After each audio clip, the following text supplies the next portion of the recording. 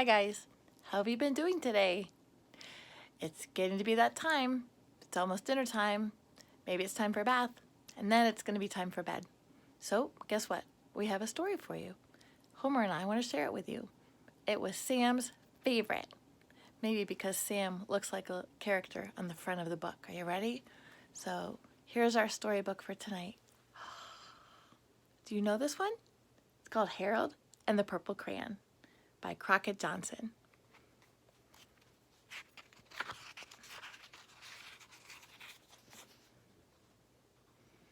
One evening, after thinking it over for some time, Harold decided to go for a walk in the moonlight.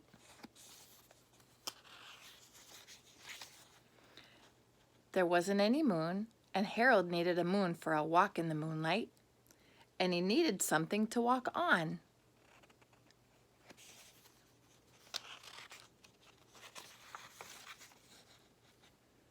He made a long, straight path so he wouldn't get lost, and he set off on his walk, taking his big purple crayon with him. I wonder why he chose purple. But he didn't seem to be getting anywhere on the long, straight path, so he left the path for a shortcut across a field, and the moon went with him.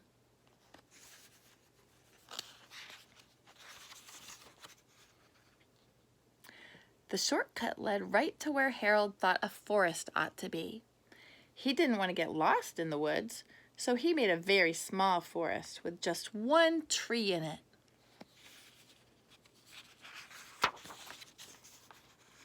And it turned out to be an apple tree. The apples would be very tasty, Harold thought, when they got red.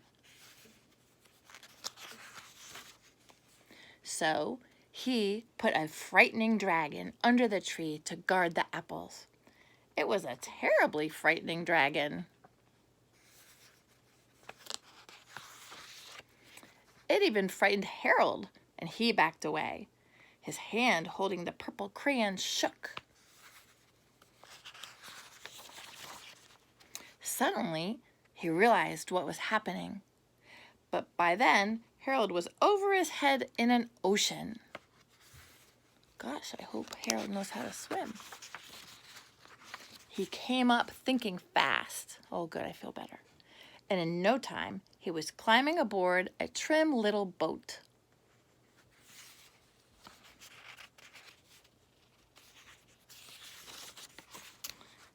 He quickly set sail, and the moon sailed along with him. I like that moon. You seem to be able to depend on it. After he had sailed long enough, Harold made land without much trouble. He stepped ashore on the beach, wondering where he was. That must be his wondering face. Look. Where am I? The sandy beach reminded Harold of picnics, and the thought of picnics made him hungry. So he laid out a nice, simple picnic lunch.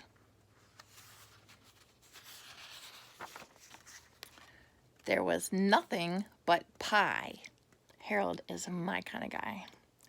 But there were all 9 kinds of pie that Harold liked best. Can you count those pies right there?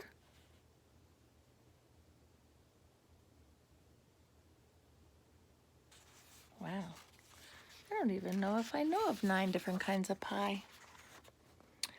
When Harold finished his picnic, there was quite a lot left. He hated to see so much delicious pie go to waste. Wonder what he's gonna do. So, Harold left a very hungry moose and a deserving porcupine to finish it up. And off he went, looking for a hill to climb to see where he was. Why would he have to climb a hill to see where he was? What was he thinking? Harold knew that the higher up he went, the farther he could see, so he decided to make the hill into a mountain. Oh. If he went high enough, he thought, he could see the window of his bedroom. Good thinking, Harold. He was tired, and he felt he ought to be getting to bed. He hoped he could see his bedroom window from the top of the mountain. What do you think? Is he going to be able to see it? I don't know. But as he looked down over the other side of the mountain, he slipped. And there wasn't any other side of the mountain. He was falling in thin air.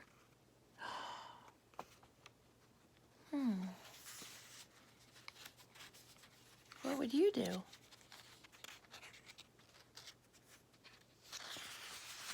Let's see what Harold does. But luckily, he kept his wits and his purple crayon. He made a balloon and he grabbed onto it. Phew, okay. And he made a basket under the balloon big enough to stand in. He had a fine view from the balloon, but he couldn't see his window. He couldn't even see a house. I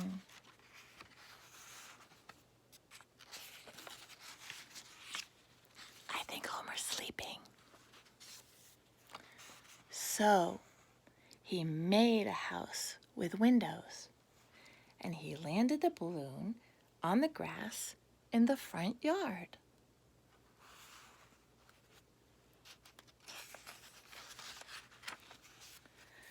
None of the windows was his window. He tried to think where his window ought to be.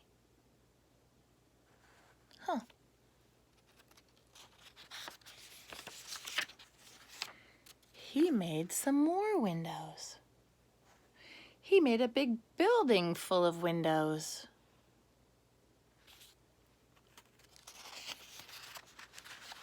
He made lots of buildings full of windows. He made a whole city full of windows. Wow, Harold's busy. But none of the windows was his window. He couldn't think where it might be. Where do you think it is? He decided to ask a policeman.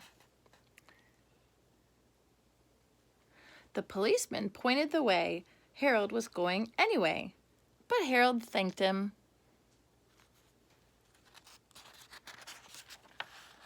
And he walked along with the moon, wishing he was in his room and in bed.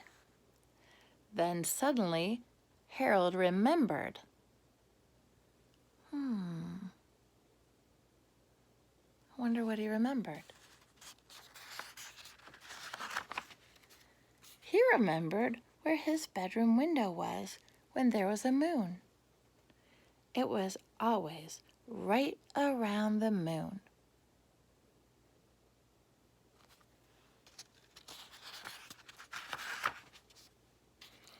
And then Harold made his bed, and he got in it, and he drew up the covers.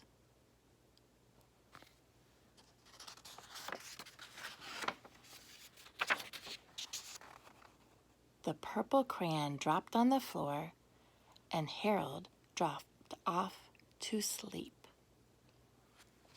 The end. Have a good night. Snuggle up, sleep tight. Maybe I'll see you tomorrow.